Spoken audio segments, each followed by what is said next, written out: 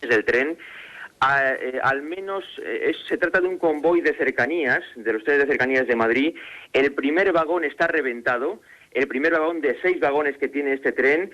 El cuarto vagón está destruido por dentro, aunque no ha llegado a quedar reventado del todo, pero hay bastantes personas dentro de ese vagón que están tumbadas en el suelo, las estamos viendo en este momento. Algunas han podido salir por su propio pie, otras siguen allí dentro, no podemos saber exactamente cuál es su estado. El penúltimo vagón tiene un boquete tremendo de una explosión que se ha producido de dentro a fuera. Y ahí no podemos decir en este momento si puede haber personas que hayan quedado ahí dentro. Y también hay otro boquete entre la división entre el penúltimo y el último vagón del tren. Hay cientos de personas que viajaban, lógicamente esta es la hora punta, en el uso de los trenes de cercanías en Madrid como en otros lugares de España, y había mucha gente dentro de estos trenes. Ya digo, muchos han podido salir por su propio pie, pero las dos explosiones que se han escuchado, al menos las dos que se han escuchado, han sido tremendas. Y, insisto, hay todavía gente dentro de los trenes. Los equipos de rescate están sacando a algunas personas. Hemos podido ver algunos heridos que han podido salir por su propio pie, pero que ahora están tumbados, por ejemplo, en el suelo. Estamos viendo a una persona al lado de unas de las vallas, junto a las vías del tren, que está tumbado. Realmente hay el aspecto de esta zona es dantesco. Están llegando los cuerpos de policía, también de las ambulancias en este momento. El aspecto que ofrece el tren realmente es dantesco. Sí, Vicente, ya sabíamos que la situación de los cuerpos de seguridad era de alerta total ante la proximidad de las elecciones y ante ese atentado frustrado de ETA, pero de todos modos todavía es muy difícil plantear cualquier hipótesis, aunque eso que dices de que se han escuchado 2 explosiones tremendas puede dar idea de que se trate de un sabotaje. Se han escuchado lo que ha parecido ser 2 explosiones. No podríamos determinar en este momento si era una explosión y luego otro golpe posterior a la explosión, pero ha habido como 2 explosiones tremendas. En los 2 casos han retumbado las paredes de los edificios colindantes y ya digo, el aspecto que ofrece el tren es terrible. Estamos viendo en este momento cómo equipos de personas, de rescate de la policía, con personas que estaban yendo en el tren, están sacando a otra persona del último vagón del tren. Aparentemente está viva esa persona, aunque muy mal herida. Le están llevando entre 6 o 7 personas, 3 o 4 de ellos son miembros de la Policía Municipal de Madrid, y parece que también alguno de ellos es bombero. Hay equipos de rescate que están trabajando en el primero, segundo, tercero, en el cuarto vagón, uno de los en el antepenúltimo vagón, que es el que ofrece en este momento uno de los peores aspectos por dentro. Creemos, no podemos asegurarlo a ciencia cierta, cuerpos tendidos en el suelo de ese vagón, pero no me atrevo a confirmarlo desde aquí donde me encuentro. Pero sí hay bomberos, estamos viendo, miembros de la Policía Municipal y personas dentro del vagón que están trabajando, levantando los escombros a los que ha quedado reducido el interior de ese vagón. Sí, bueno, hay más informaciones de agencia que hablan, en concreto la agencia EFE, de que se han escuchado 3 estallidos consecutivos. Están llegando ya los servicios de emergencia, decías, ¿no, Vicente? Sí, están llegando ya. Es muy fiable esa información que da la agencia EFE por los 3 boquetes que se pueden ver. Yo hablaba de al menos 2 explosiones que se habían escuchado, podría ser incluso una tercera. Ya digo que hay un gran boquete en el primero de los 6 vagones, pero bueno, parece que no es muy grave. Esta persona está pudiendo casi caminar incluso por su propio pie, cojeando, pero sale bien. En realidad, ya digo, el aspecto es terrible el que ofrece el tren. Están trabajando, parece que miembros de equipos de ambulancias con alguna otra persona que está dentro de ese cuarto vagón, que por dentro es el que parece, está saliendo otro herido ahora, también parece que en relativo buen estado dentro de lo que cabe. Al menos está en cercanías, aunque no sabría decir de dónde viene, que han parado en cuanto se ha oído la explosión y han quedado detenidos a muy pocos metros de este tren de cercanías en el que se han producido las explosiones. Por ir concretando, Vicente, esta estación recibe todos los trenes procedentes del sur y del este de la península, trenes AVE. Tú dices que se trata de un tren de cercanías. Sí, es un tren de cercanías. La estación de Atocha de Madrid es el centro de la red de cercanías de Madrid, que circulan en Madrid tienen su estación principal aquí en Madrid, en la estación de Atocha. Todos pasan por Atocha. Este es uno de ellos. No sabría decir de dónde viene este, pero ya digo, Atocha es el centro de donde se cruzan todos los trenes de cercanías que van de Madrid a toda la zona de alrededor de la comunidad. Sí, además a esa hora es la hora punta. Es la hora punta y el tránsito de pasajeros es muy fuerte. Vicente, mantenemos el contacto y ante cualquier novedad que puedas aportarnos volvemos a hablar. Muy bien. Gracias, Vicente Vallés. Así pues, recordamos, se han producido 3 estallidos, según informa la agencia EFE, y parece confirmarse que ha sido así, sobre un tren de cercanías en la entrada a la estación de Atocha, en Madrid, en plena hora punta. Vicente Vallés nos comentaba que ha visto y está presenciando cómo se están siendo atendidos un número indeterminado de heridos, personas tumbadas en el suelo, un vagón de ellos, el primero de ese convoy de cercanías, no sabemos la línea exactamente, totalmente reventado, y otros vagones más que han sido destruidos por esas explosiones que se han producido. Vamos a continuar contándoles el resto de la actualidad esta mañana. Lo que toca ahora es la previsión del tiempo. Enseguida volvemos sobre esta información. Luis, cuéntanos qué dicen los mapas. Pues un tiempo que viene marcado por los cambios. Tenemos un sistema frontal que se va acercando a la península ibérica y que dejará... Son las 8:01 de la mañana. Vamos a resumir las principales noticias del día. Sin ninguna duda, la más importante es esa explosión que se ha registrado en el acceso a la estación de Atocha, la estación que se encuentra en el sur de la ciudad y que reúne buena parte de los trenes que llegan hasta la capital desde el sur y desde el este, entre ellos las líneas AVE y muchos trenes de cercanía. La explosión, según nos comentaba el subdirector de informativos Telecinco, Vicente Vallés, que se encuentra en ese lugar, se habría producido en un tren de cercanías. No sabemos exactamente de qué línea se trata. Según la agencia EFE, se habrían producido 3 estallidos consecutivos sobre 3 lugares distintos del convoy. Al menos el primer vagón habría sido destruido en su totalidad. El cuarto también presentaría bastantes daños y hay boquetes en algún otro vagón, lo que ha provocado un número indeterminado que sepamos hasta ahora de heridos. Y nos acaban de confirmar ahora mismo, si me puede repetir, José Manuel, se ha producido una segunda explosión, nos dicen en una estación distinta, la estación de cercanías de Santa Eugenia, también en Madrid, y parece ser que con víctimas. Los datos, como digo, son bastante confusos. Sí está ya confirmado que efectivamente se ha producido esa segunda explosión, insisto, en la estación de cercanías de Santa Eugenia, también en Madrid.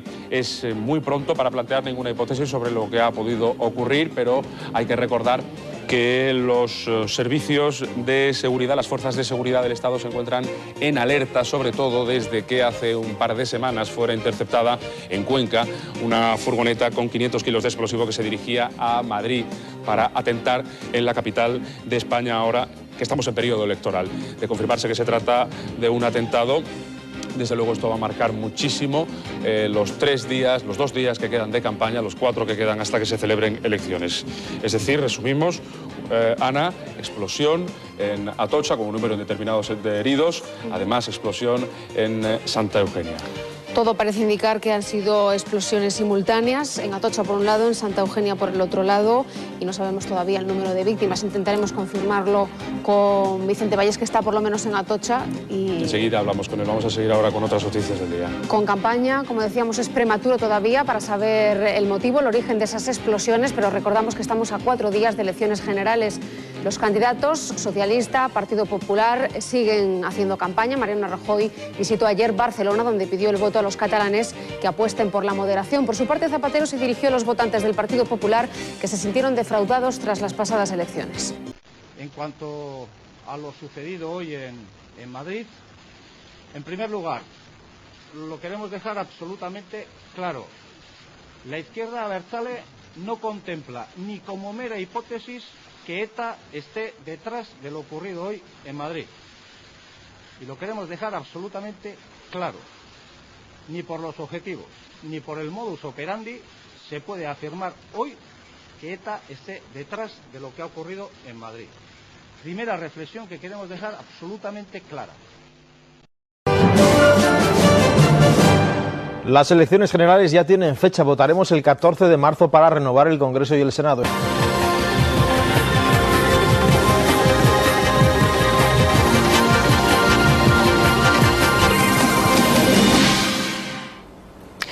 Muy buenas noches, son las 12 en punto y en estos momentos inicia la campaña electoral para las elecciones generales del 14 de marzo. Durante los próximos 15 días, las formaciones políticas pedirán el voto a los electores que deberán decidir la configuración del Parlamento español en la próxima legislatura.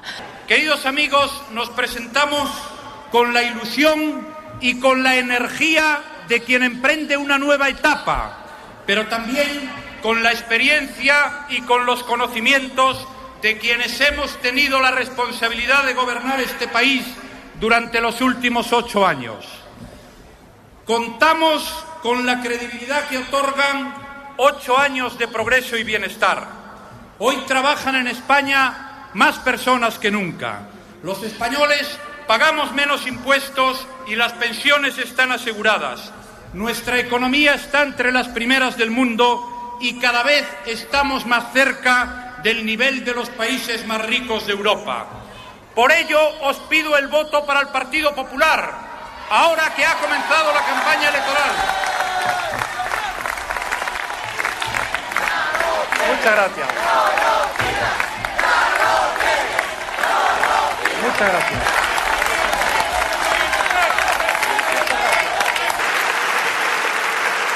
Compañeras y compañeros, este país no se merece el gobierno que tenemos. Este país merece una España mejor. Una España que sea defensora de la igualdad radical entre hombres y mujeres y que erradique toda discriminación hacia las mujeres y garantice su seguridad y proteja a aquellas que sufren la violencia.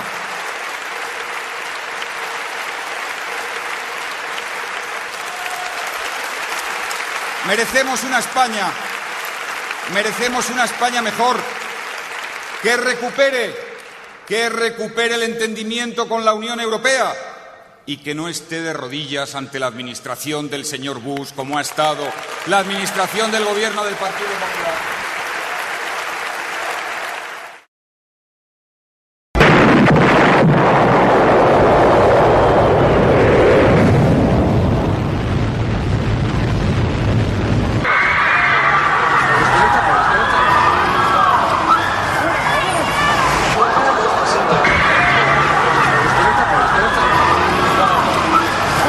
Todo fuera, hay una bomba.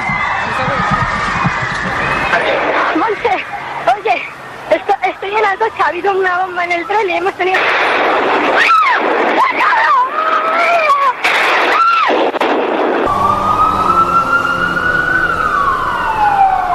No podíamos salir, cuando yo me bajé había muchos muertos, muchos heridos.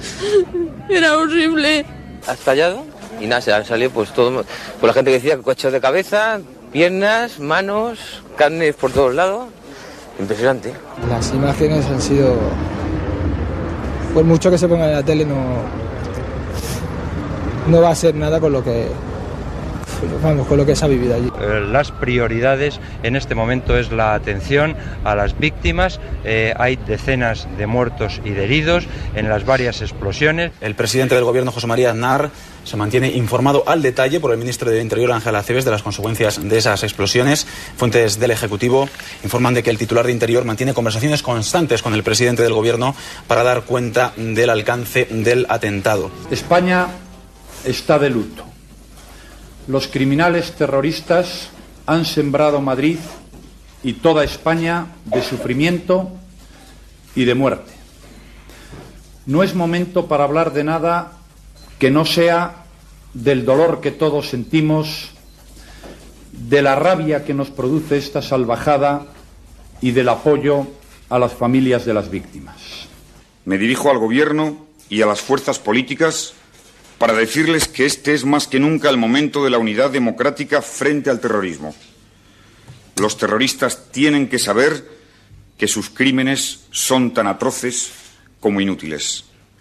Tienen que saber que cualquier gobierno les dará la misma respuesta y los perseguirá hasta que respondan de sus atroces delitos. Pobres gentes que iban a trabajar en el tren y que han sido físicamente reventados por las bombas que se han colocado. ¡Qué monstruosidad! ¡Qué espanto tan grande!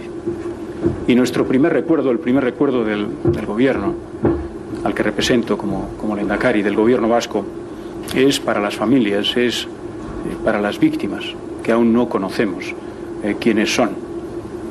Avui tots els catalans ens hem de sentir ciutadans de Madrid, víctimes del terrorisme i la barbàrie. Al costat de la lògica reacció d'indignació i de dolor, tenim el deure cívic de no deixar-nos condicionar. No deixar-nos condicionar pels que volen sembrar el terror. No volem viure dominats per la por i no hi viurem. No podemos tolerar que además del dolor y la muerte crezca el miedo. Nuestra responsabilidad es el luto en estos momentos. La campaña ha terminado. El luto por las víctimas, la condolencia y la solidaridad con el pueblo de Madrid.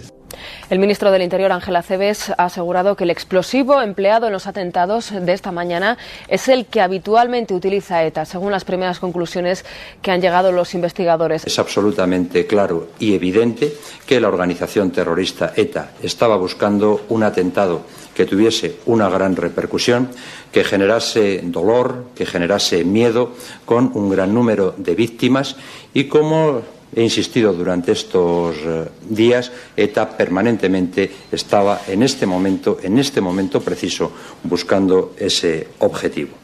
En estos momentos las fuerzas y cuerpos de seguridad y el Ministerio del Interior no tienen ninguna duda que el responsable de este atentado es la banda terrorista ETA. Y también estamos asistiendo a un proceso de intoxicación que ha iniciado el señor Otegi de manera miserable para desviar la atención. No es la primera vez que ocurre que ante una tragedia de estas dimensiones además pretendan sembrar la confusión para todavía multiplicar el miedo y los efectos que pretende la organización terrorista. Y también quiero decir que a ETA, a los que le apoyan, a los que le ayudan, a los que intentan miserablemente sembrar esta confusión, finalmente serán detenidos por las fuerzas y cuerpos de seguridad, serán puestos a disposición judicial y cumplirán íntegramente sus condenas. Los responsables de esta masacre lo van a pagar y lo van a pagar muy caro. Vengo a buscar a mi hija, pero no me puedo parar, perdonad. No sabe todavía dónde está. Recordamos ese llamamiento que se ha hecho a los voluntarios, a aquellos que tienen un perfil muy concreto, a adultos con capacidad educativa y, a ser posible, con nociones psicológicas. Se reclama la colaboración de voluntarios con ese perfil para atender a las más de 3.000 personas que se encuentran en el pabellón de IFEMA, en ese pabellón número 6, al que se han llevado los féretros con los cadáveres de las víctimas mortales. Esas 3.000 personas se han acercado hasta IFEMA con la última esperanza, con la esperanza de que los suyos no estén entre las víctimas. Para atenderles es necesario la colaboración de voluntarios. El 11 de marzo de 2004 ocupa ya su lugar en la historia de la infamia. Los terroristas han querido provocar todo el daño posible. Se trata de un asesinato masivo que, como todo ataque terrorista, carece de cualquier justificación. Pero el terrorismo no es ciego. Han matado a muchas personas por el mero hecho de ser españoles. Todos sabemos que este asesinato masivo no es la primera vez que se intenta. Las fuerzas y cuerpos de seguridad han impedido varias veces que viviéramos esta tragedia. Hoy quiero expresar el más sólido respaldo del Gobierno a todos sus componentes y a los mandos de la lucha antiterrorista. Por eso les digo a todos los españoles que no debemos aspirar a nada que no sea la completa derrota del terrorismo. La derrota completa y total. Su rendición sin condiciones de ninguna clase. No hay negociación posible ni deseable con estos asesinos que tantas veces han sembrado la muerte por toda la geografía de España.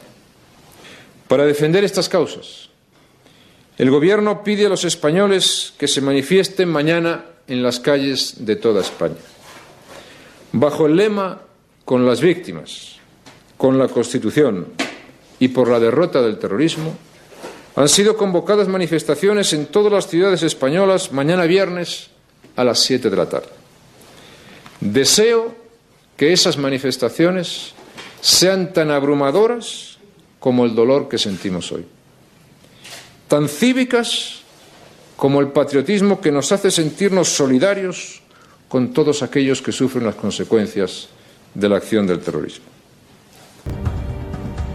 El atentado más horrendo que haya cometido nunca ETA. De la política catalana. Violentos manifestantes. El 11 de marzo, supuestos terroristas de Al-Qaeda. Fue un engaño masivo.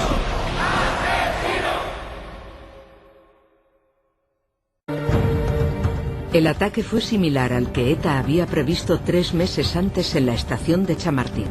La Guardia Civil interceptó un tren con mochilas explosivas que deberían hacer explosión en plenas Navidades de 2003.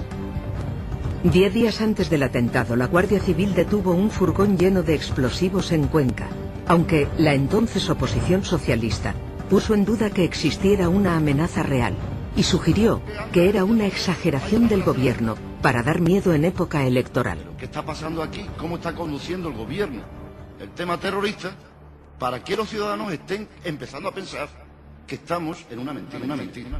Los avisos del gobierno sobre posibles atentados de etarras o de islamistas fueron despreciados permanentemente por la izquierda. Sostiene al día de hoy que los detenidos en Barcelona, como dijo usted, son una célula vinculada a Al-Qaeda, peligrosa. Lo sostiene, eso es lo que quiere saber la opinión pública. Que se den argumentos, no simplemente retórica sobre la seguridad. Argumentos.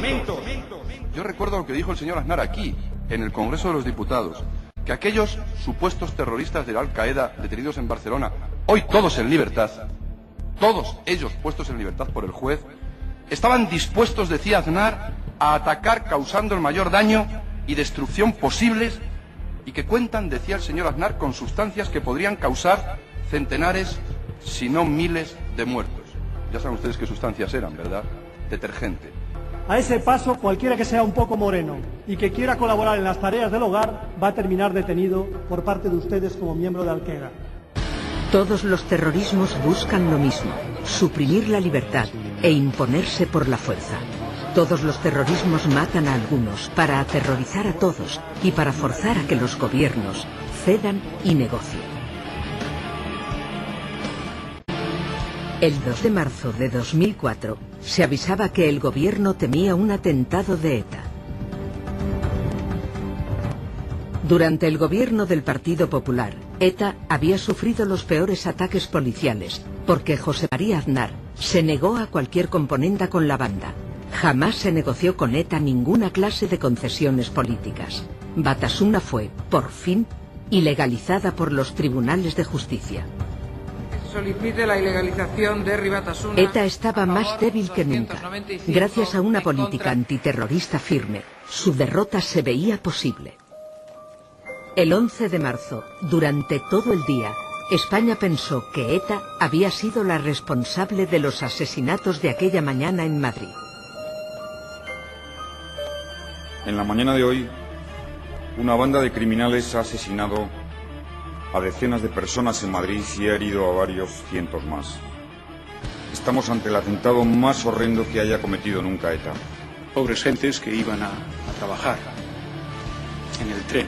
ETA, estoy absolutamente convencido, está escribiendo su final. Estoy absolutamente convencido de esto. El gobierno tardó menos de 60 horas en detener a los primeros autores materiales. Para entonces, la izquierda ya había sembrado las calles de odio y de enfrentamiento. Primero fue una insinuación, luego una afirmación y finalmente un estruendo. El gobierno mentía. Los ciudadanos españoles se merecen un gobierno que no les mienta. Un gobierno que les diga siempre la verdad. El secretario general del Partido Socialista ha elaborado la teoría de que en esos días se fraguó un engaño masivo por parte del Partido Popular. Fue un engaño masivo.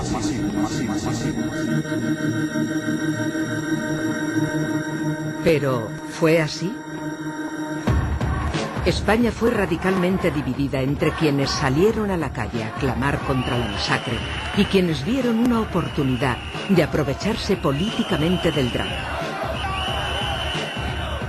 Como si de una batalla política se tratara, la izquierda, junto con los movimientos antisistema, lanzó una estrategia.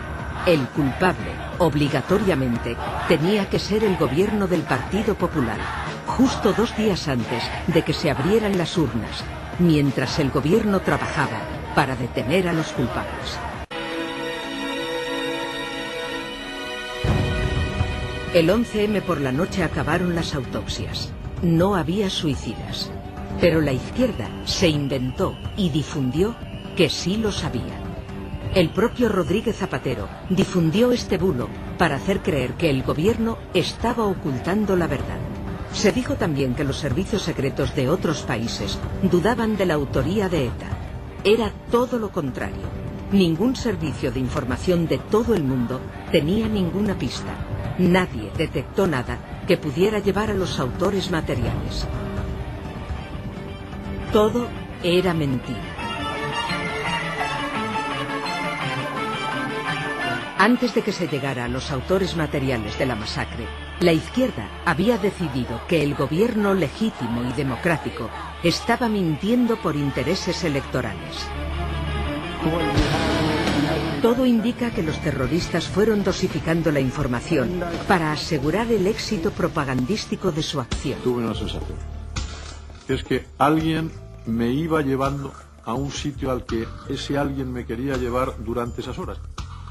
Pero la frase «el gobierno miente» no era nueva. No fue fruto de esa jornada de los atentados. La izquierda no improvisó.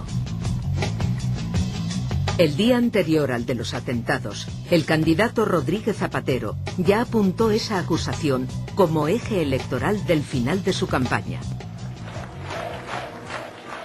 Era la misma acusación que había utilizado contra el Partido Popular. El gobierno miente. Nos engañaron con mentiras. Mentido. Con mentiras. Este país no se merece tantas mentiras. El 11 de marzo, los socialistas tuvieron oportunidad de representar la obra de teatro que habían ensayado meses antes. Fue una larga campaña de acoso que incluyó asaltos, insultos y agresiones a sedes y a dirigentes y militantes del Partido Popular. Zapatero, en el Parlamento, se negó a condenar estas agresiones antidemocráticas. Llevaban más de un año diciendo que si había un atentado sería por culpa de la guerra de Irak. Y la izquierda no desaprovechó la oportunidad. Desde el primer momento dedicó todo su esfuerzo a sacar a la gente a la calle. El mensaje de «el gobierno miente», «que no se vayan de rositas», «queremos un gobierno que diga la verdad» y «Partido Popular asesino» corrió de un punto a otro de España, precediendo a la palabra «pásalo» en los mensajes de los teléfonos móviles.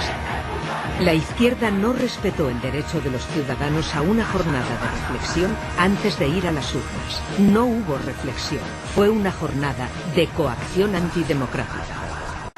Cuando el 11 de marzo de 2004 el terrorismo asesinó a 192 personas inocentes en Madrid, la izquierda y los movimientos antisistema exigieron que en menos de 24 horas el gobierno descartara directamente a ETA y solo investigara otras hipótesis distintas. A pesar de la dificultad, el gobierno de entonces dio información cada hora, pero se le pidió más, se le pidió lo imposible. Por el contrario, el gobierno posterior no ha dado nunca noticias nuevas. A la izquierda ya no le interesa lo que llamaban la verdad. Una vez que alcanzaron el poder, ya no les importa quién atacó, por qué atacó y para qué atacó a los españoles. El PSOE se ha negado a que comparecieran en el Parlamento numerosas personas clave, cuyo testimonio nos hubiera permitido acercarnos más a la pregunta clave. ¿Quién ha sido? Pero del fatídico 11 de marzo, que ojalá nunca vuelva a ocurrir en ningún país del mundo, solo les importaba lo que llamaron las mentiras del PP. Un año después, y tras haberse cerrado en falso la comisión de investigación en el Congreso de los Diputados porque no encontró motivos para inculpar al Partido Popular de las causas de la masacre, el pueblo español sigue sin conocer qué ocurrió en la izquierda española los días 12 y 13 de marzo de 2004.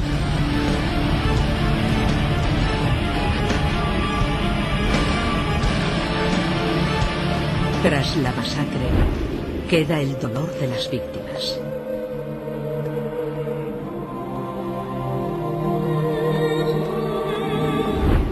Y la izquierda, que por fin logró el poder, enmudeció.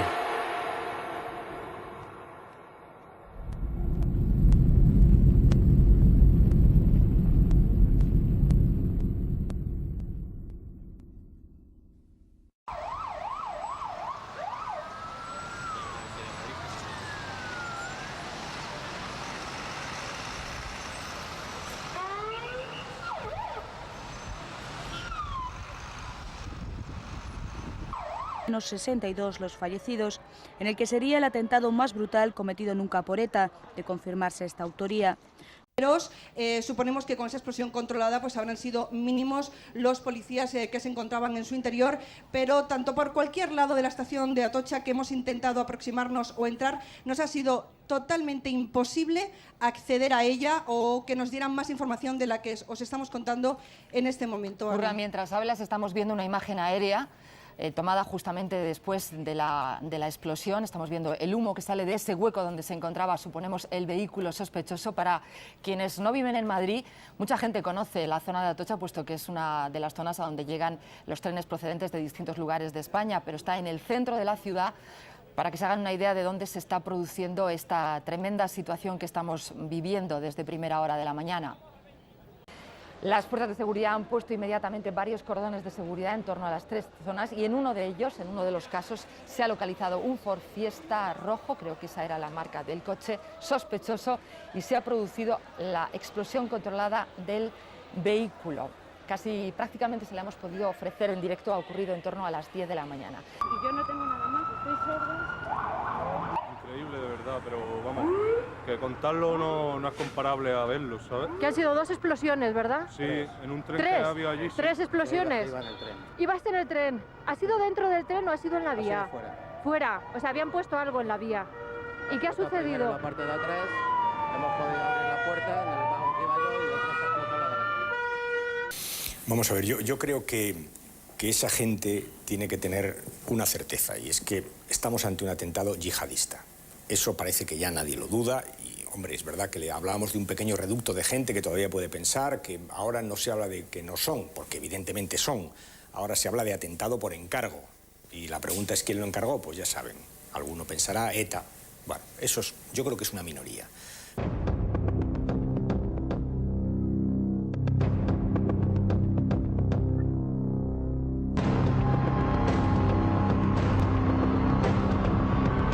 Ha dejado otra serie de declaraciones enormemente interesantes. Vamos a ver dos retazos y luego comentaremos de viva voz un tercero.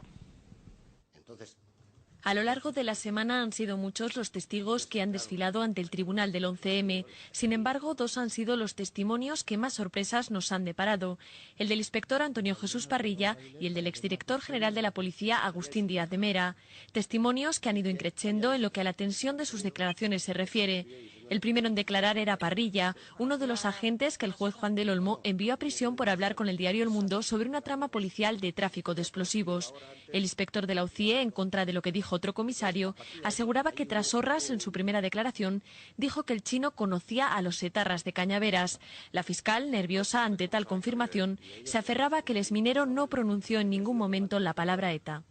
Y me comenta, me ha dicho que hace unos días unos amigos suyos habían sido detenidos con 500 kilos de explosivo en Cuenca.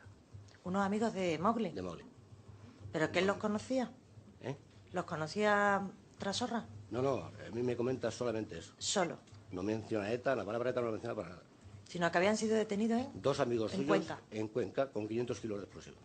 Y luego me dice que se despide con esa es donde se produce en esa llamada, que dice que es la última que ha tenido, que se despide diciéndole que si no se ven en la tierra, se ven en el cielo.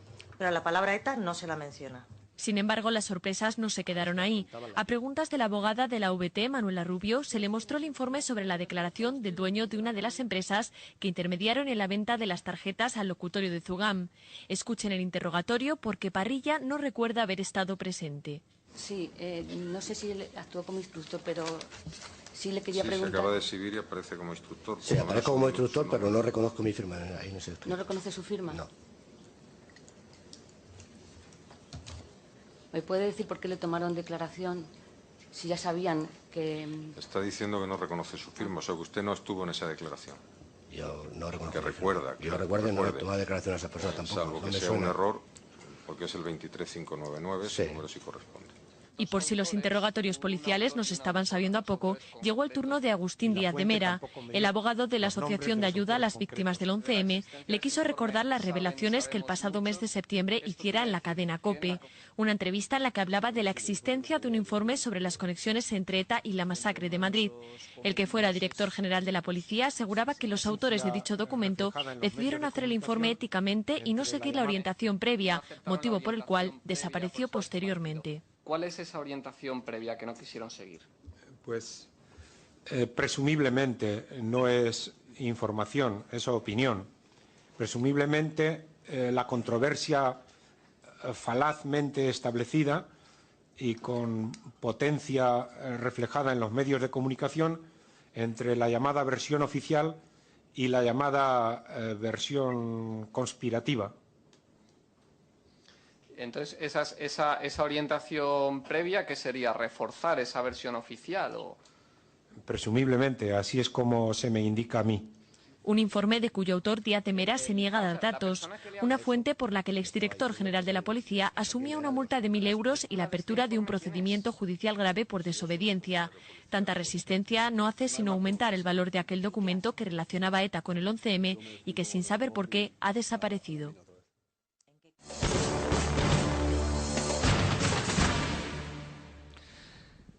Pues, como hemos visto, ha sido una semana intensa. Las declaraciones de Parrilla eran quizá de las más esperadas. El funcionario policial que estuvo en la declaración inicial de Trasorras en Asturias y que estuvo en otros escenarios interesantes de las investigaciones primerizas después de los atentados, dio algunos datos enormemente interesantes. Por ejemplo, ratificó esa información que ya en su día publicó el periódico El Mundo, de que al parecer Trasorras habría dicho que Mowgli, Yamal Hamidán, ese marroquí que terminaría suicidándose en Leganés, conocería a los etarras de la furgoneta de Cañaveras, esos etarras que fueron interceptados en Cuenca con 500 kilos de explosivos. La declaración de Parrilla también nos desveló que él habría elaborado una nota informativa sobre aquellas declaraciones iniciales de Trasorras y que esa nota informativa, al parecer, habría desaparecido y habría sido sustituida con posterioridad por otra nota de donde se habrían eliminado esas manifestaciones de Trasorras acerca de las relaciones entre Yamal Hamidán, Mowgli, el chino y los etarras de la furgoneta de Cañaveras. Esta nueva sesión del juicio del 11M ha vuelto a arrojar nuevos cabos sueltos ante una posible participación de ETA en la masacre. Declaraba Antonio Beamonte, testigo que el 11M viajaba en el metro desde la estación de Pavones hasta Príncipe de Vergara. Durante ese trayecto ocurrió un pequeño altercado entre dos músicos ambulantes y un hombre que le recriminó por tocar el día de los atentados. Una mujer se encaró con el anciano. Esa mujer fue identificada por el testigo como una miembro de ETA. Si recuerda usted, cuando vio a esta mujer en una fotografía, sí. ¿De quién era esa fotografía? Si recuerda el nombre que aparecía debajo de la fotografía. Era Yosun o Izun, algo así era. Sí, podía ser, en su declaración habla de la miembro de ETA Yosune Oña Izpizúa. ¿Se ratifica usted en...? Sí. Sin embargo, su declaración ante la policía no surtió ningún efecto. El juez del Olmo no le llamó para declarar y la relación de Izpizúa con la masacre no se ha vuelto a investigar. Aparte de las circunstancias ya conocidas por el tribunal, ¿hay alguna circunstancia, alguna cosa que cree usted que puede impedirle o hacerle difícil decir la verdad? No. Contesta las preguntas que le va a dirigir la defensa de Yamal Zugán en primer lugar y de Basel Galló. Sí, con la sala. ¿Cuál fue el punto de partida de su viaje? No sé. ¿Y su destino final? No sé. Bien, vamos a ver si aclaramos una pequeña cosa. Usted está obligado a declarar. Como ha sido ya juzgado por este hecho, pero no lo está en firme, cualquier cosa... Sí, está en firme. Perdón, y es firme y ejecutoria, está obligado a declarar, no puede negarse a declarar. Te estoy diciendo que no sé, no me acuerdo. Señor letrado. Sí, claro. En cualquier caso, si yo detecto que son evasivas, también se podrá proceder con usted en su caso por un delito de desobediencia grave. Bien, continúe, señor letrado. ¿Dónde lo recogieron? No sé. Bien, las reiteradas evasivas del testigo equivalen a la negativa a declarar. Le apercibo por segunda y última vez que si estimara el tribunal que usted está dando evasivas, podría primero imponerle una multa y luego procesarle por delito de desobediencia grave. Una cosa es que no recuerda algún detalle y Pues otra cosa es que no... guarde silencio y otra cosa es que sistemáticamente diga no sé, no sé, no sé. Señor letrado. Sí, con la sala, señoría. ¿Quién le entregó el explosivo? En esa pregunta sí que no procede, señor letrado. Eso no tiene nada que ver con este proceso. En ese camino, en ese viaje, ¿tuvo algún encuentro en Burgos con algún otro miembro o colaborador de la banda terrorista ETA? No. ¿Conocía a Yamal Amidán, alias el chino?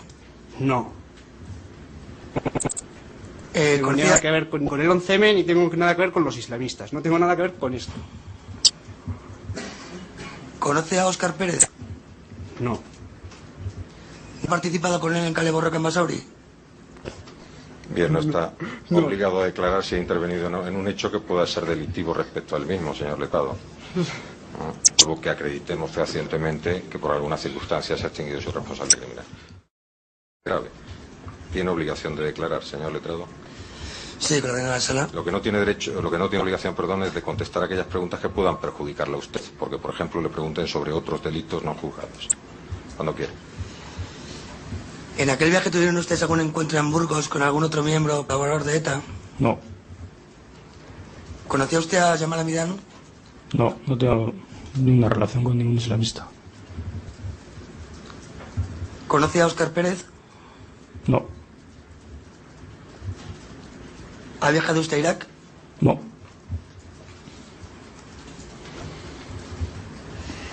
¿Sabe si ETA ha usado en sus atentados Goma 2? No. ¿Sabe lo que es un temporizador ST? No.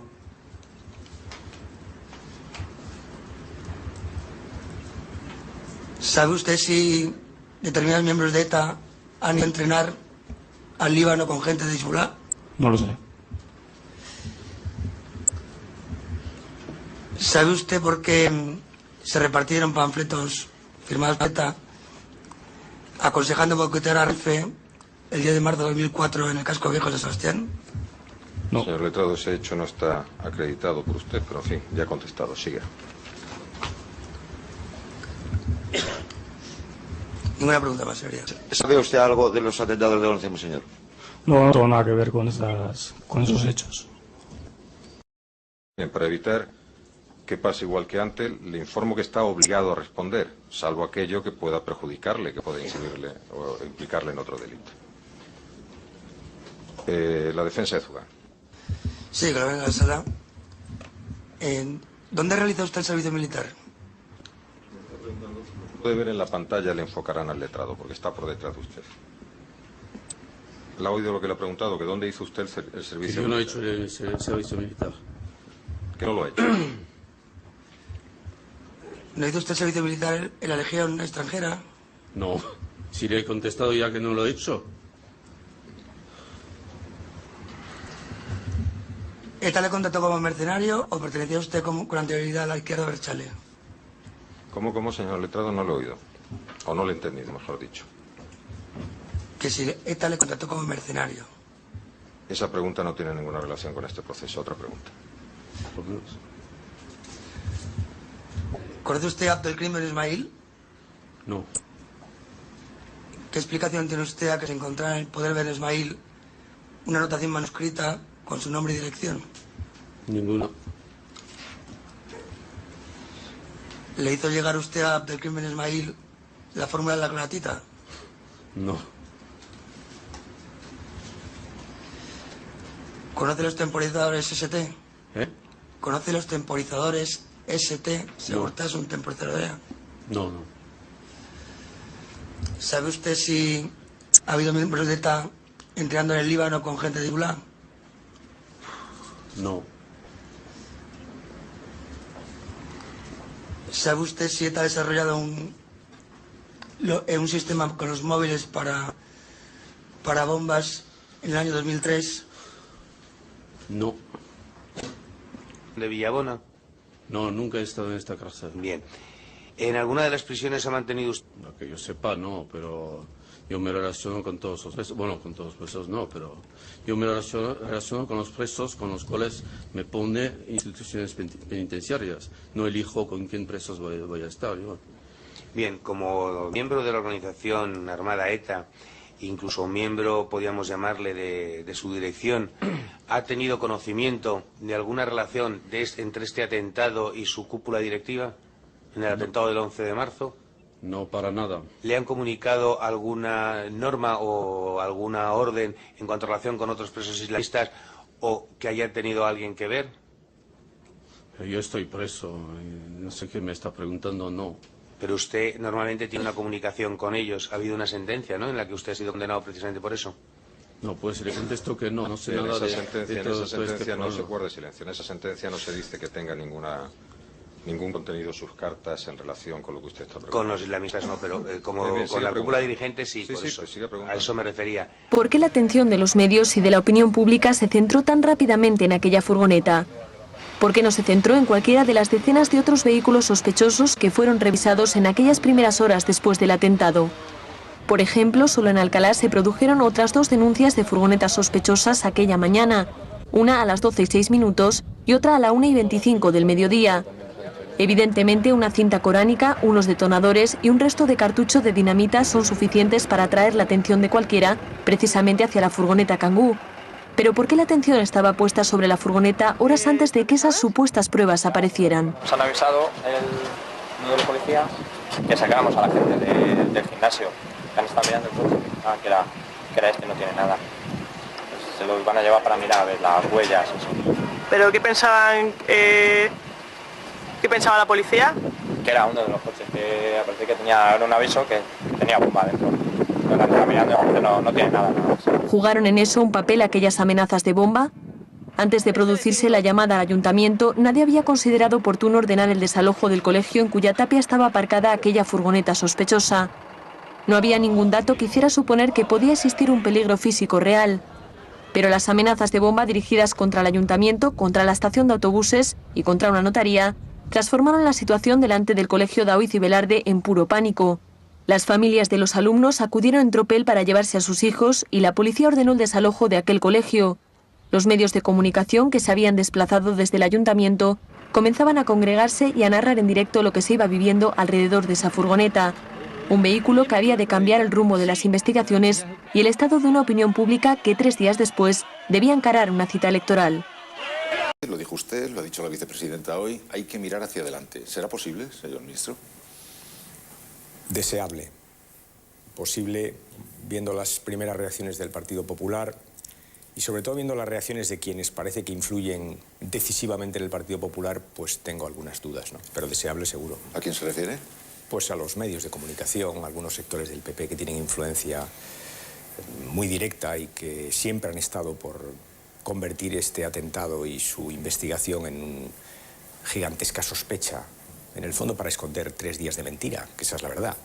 Hay gente que está en eso en el PP y por el momento parece que se van imponiendo. Bueno, también hay gente que está en el PP en una mirada diferente y hemos tenido ocasión de verlo en la portada del periódico de Cataluña. Es verdad. Y sería muy bueno que les hicieran caso. Pero fíjese, ya no digo para el gobierno, que creo que también.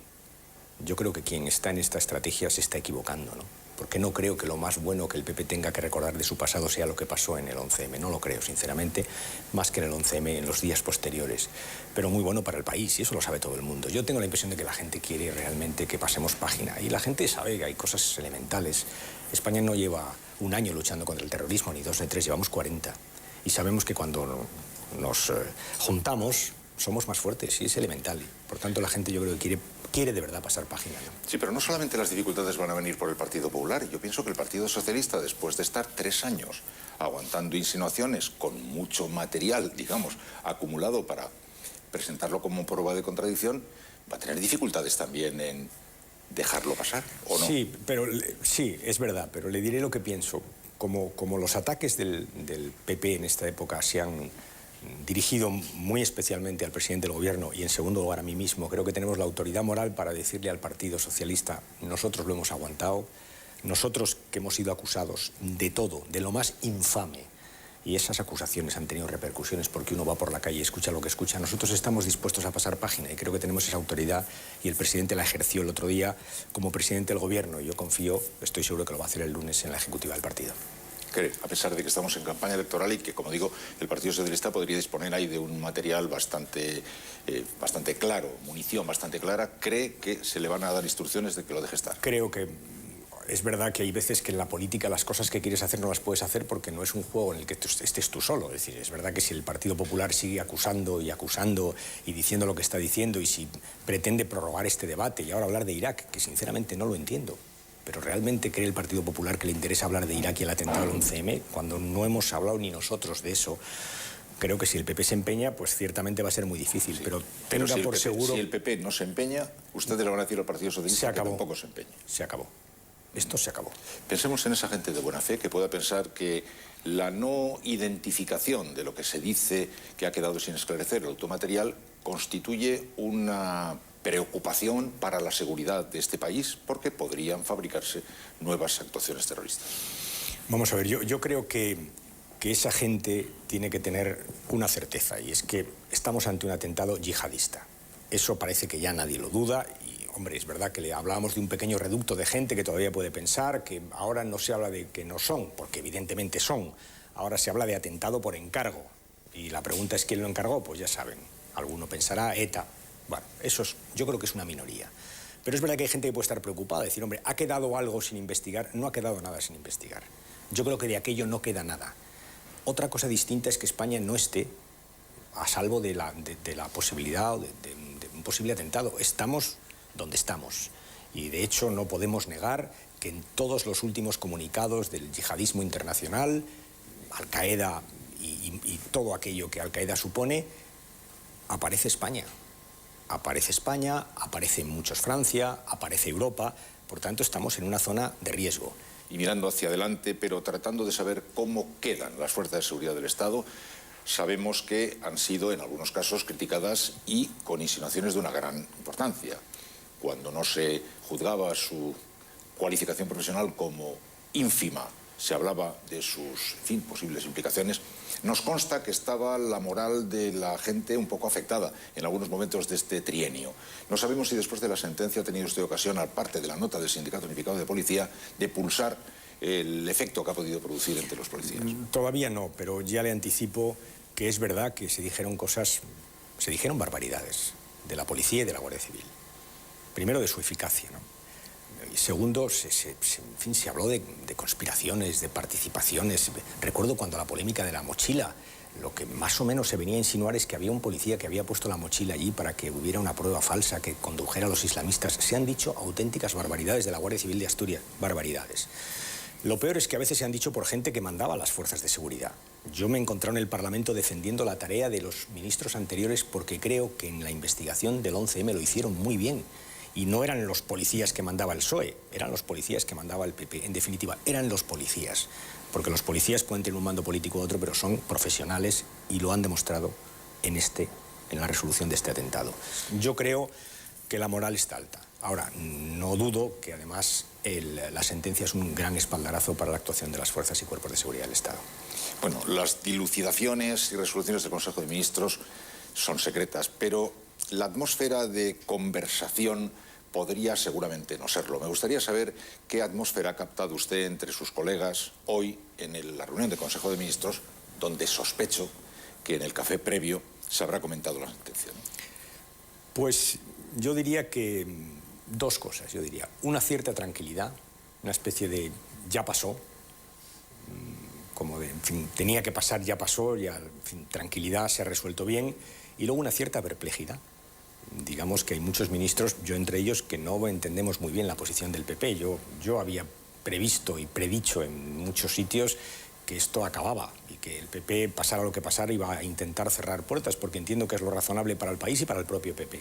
Por tanto, eso, tranquilidad, serenidad, una cierta sensación de ya pasó, y al mismo tiempo una cierta perplejidad por la actitud de la oposición, que sencillamente no se entiende ni desde los intereses de España, desde luego, pero creo que tampoco desde los intereses del propio Partido Popular. Bueno, pues para concluir, una pregunta ya de distinta naturaleza. ¿Tiene noticias el Ministerio de si la cúpula o la mesa de Batasuna se ha reconstituido, se ha reorganizado? Están en ello.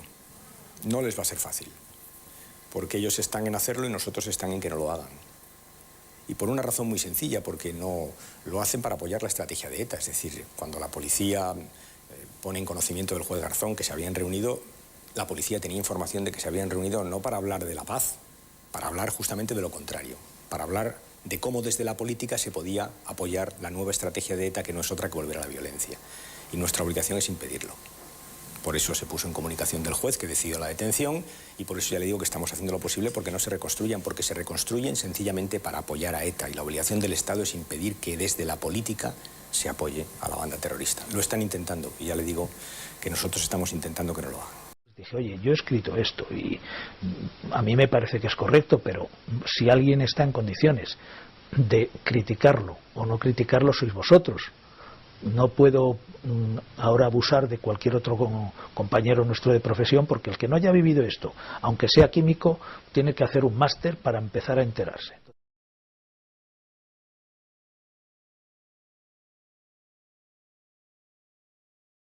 En el 11 de marzo, dentro de la muestra cuya calidad permitía hacer una analítica con garantías, que es la muestra M1, porque no había sido desprovista de ningún analito por lavado, pues es altamente probable que haya estallado titadín, al menos en el foco 3 de la estación del Pozo.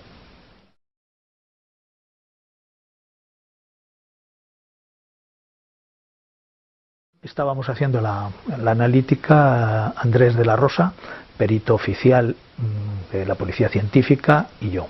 Entonces, pues nos extrañó la presencia de un pico que no había salido hasta entonces. Oye, pues ¿qué es esto? Bueno, se sigue el software. Joder, pues es dinitrotolueno.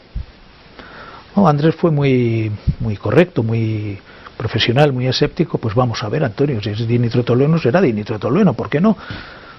Probamos varias veces, volvimos sobre todo a consultar el software, y aquello decía dinitrotolueno. Entonces lo hicimos creo que 3 o 4 veces en la comprobación del software, y llamamos al director de la pericia, Alfonso Vega.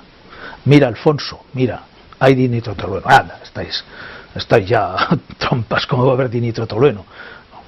¿Por qué decía esto? ¿Por qué su extrañeza? Porque había un dogma. Y es que en los trenes había estallado gómado seco y vale ya, como alguien dijo. Y claro, el agómado seco no tiene dinitrotolueno. Y allí aparecía en un foco dinitrotolueno. Entonces Alfonso le dio mucho yuyu el admitirlo. Y ya cuando no tuvo más narices que admitirlo, entonces dice, ahora sí que me voy a cagar en la madre que parió a los TEDx. Eso lo estoy diciendo ahora, lo recuerdo perfectamente. Lo dijo el día en que apareció el dinitrotolueno, y lo dijo ante las cámaras que había de vídeo y audio que Gómez Bermúdez había ordenado poner para la transparencia de la pericia. Eso consta en esas grabaciones. Y respecto a qué pudo estallar en otros focos, es muy improbable, por no decir que totalmente improbable, que haya estallado gómado seco, porque si no, no habría aparecido dinitrotolueno, que no es componente del agómado seco, en todos los focos de explosión, 23. En la muestra M1, que es el polvo anaranjado que procedía de polvo de un extintor, que seguramente pues, los bomberos habían arrojado sobre el foco, había absorbido los vapores y allí salió la nitroglicerina. Ojo al dato, en la única muestra que no había sido lavada con agua y acetona. Es ya muy significativo que en la única muestra no lavada haya aparecido la nitroglicerina. Digo esto también porque la nitroglicerina es un compuesto bastante más soluble en agua y en acetona que el dinitrotolueno. Entonces, a pesar del lavado, era más probable que si quedaba algo fuera dinitrotolueno a que quedara nitroglicerina. Pues horror, horror. O sea, un gran desconcierto, sobre todo entre los peritos oficiales. Carlos Atoche lo había visto, pero no habló con sus jefes y yo le oí decir, sí, es nitroglicerina, pero lo malo es que solo ha aparecido en una muestra. Lo oí decir yo, mientras bajaba hablando por teléfono, por la escalera, no pude evitar oír este comentario. Mala pata que solo aparece en una. Pues el primer reflejo de Alfonso es que os habéis equivocado, es imposible. Pues vamos a hacer pruebas, Se vuelve a repetir en el cromatógrafo y vuelve a dar positivo, o sea, da positivo en las dos técnicas cromatográficas. Cuando yo vi la similitud enorme que había entre la muestra fotográfica de la muestra M2, que es la que dicen que apareció debajo del asiento del compañero de viaje de la Kangoo, dicen, a pesar de que el perro no lo olió, pero bueno, no voy a entrar en eso. Me voy a atener a lo que hemos hecho experimentalmente, pues es enormemente similar a la llamada por Sánchez Manzano muestra patrón, que os traigo para que cotejéis con lo que ha aparecido en la Kangoo. Esta muestra patrón es un testigo de la fabricación de la Unión Española de Explosivos. Cotejadlo a ver si es lo mismo. Joder, es que estadísticamente es imposible o extremadamente improbable pues que dos cartuchos diferentes tengan la misma granulometría. Ahora ya también se me ocurre otra pregunta que no he formulado, otro interrogante ahí. ¿Por qué iba usted tan seguro de que tenía que ser como la goma patrón que tiene usted en su laboratorio? Usted tendría también otros tipos de explosivo en su laboratorio, que no quiero mencionar. ¿Por qué fue tan seguro? También la lógica de sentido común hubiera sido decirles, mirad esto y mirad si acaso no es esto, en vez de, por ejemplo, titadín. No, llevó nada más que gomado seco a ver si coincidía, y claro que coincidió. Pero es que hay otro indicio importante, es que en todos los análisis que se han hecho de la goma por cromatografía de gases, de la muestra M2 y la muestra M3, ha salido un incómodo convidado de piedra, que es la metenamina. Luego entonces estamos ante dos muestras que tienen la misma granulometría en microscopía óptica y un mismo compuesto que no tiene que estar en ninguna de las dos, que es la metenamina. Y luego la metenamina pues ha salido en algunas gomas, en otras no ha salido.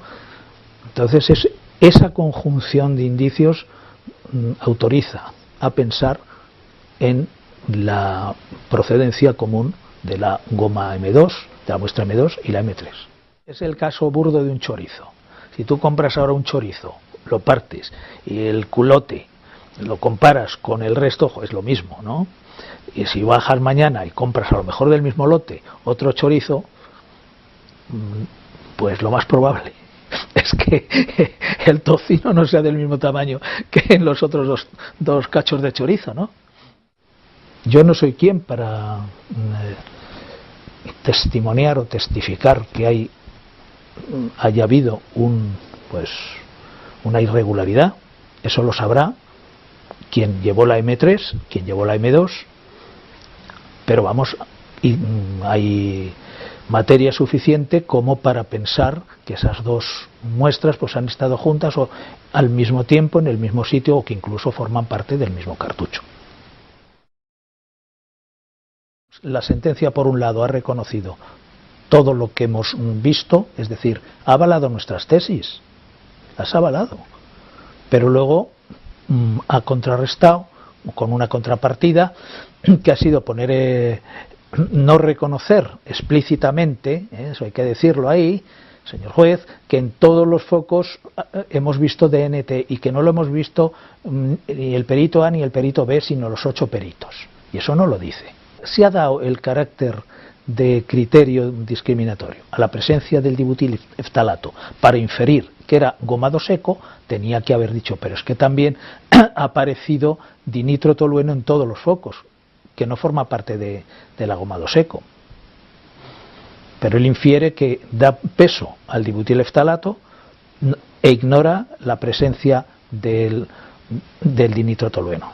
No descarta que estallaran otros tipos, incluso titadín, lo dice la sentencia, con lo cual no va tan descaminado el grupo de peritos que hemos mantenido esta alta posibilidad.